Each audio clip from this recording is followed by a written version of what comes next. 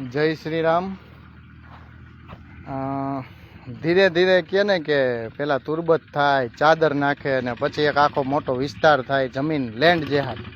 તો એનો જ એક કિસ્સો બતાવું છું। હવે લેન્ડ જેહાદ છે કે નથી એ મને નથી ખબર, પણ આ કિસ્સો મોટો બહાર આવે એટલે રાજકોટથી અંદર ભીસરીમાં અહીંયા જવાય છે, ત્યાંથી આગળ રસ્તે જતા ડાબી સાઈડમાં એક મંદિર છે।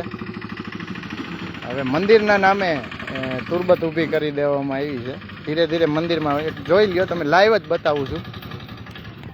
તો આ ભીસરી તરફથી આ બાજુથી અવાય છે, આ ભીસરીની ધાર છે।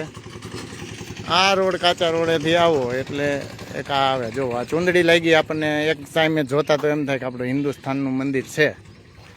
આ હિન્દુસ્તાન હિન્દુનું મંદિર હોય, હિન્દુનું પ્રતિક હોય એવું લાગે। લાભ શુભ લગાવેલું છે, ગણેશજીની મૂર્તિ છે અને લેન્ડ જહાજની શરૂઆત થઈ છે, બરાબર। એટલે આ તમે જોઈ લેજો। સ્થાનિક લોકોને પૂછવાથી એમ ઘણાએ એમ કીધું કે 2-3 વર્ષથી આ જ બન્યું છે, અને ઘણાએ એમ કીધું 15 વર્ષથી, આની પહેલાં કાંઈ હતું નહીં એવું।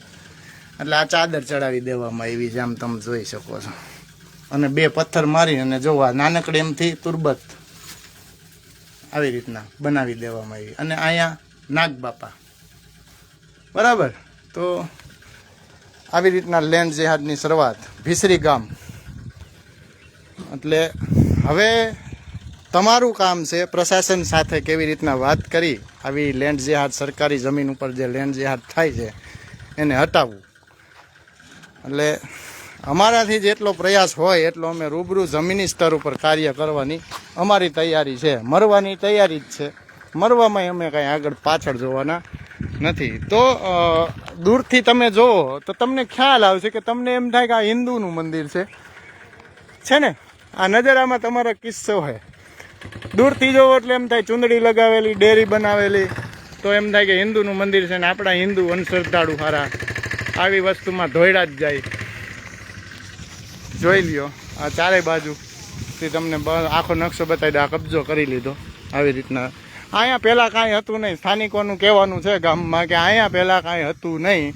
આ 2-5 જણાને અમે પૂછ્યું એટલે એમ કીધું કે 2-3 વર્ષથી આ ગામભીને એવું બધું ખોડીને બધું કમ્પ્લીટ કરી દીધું, પહેલાં કાંઈ હતું નહીં।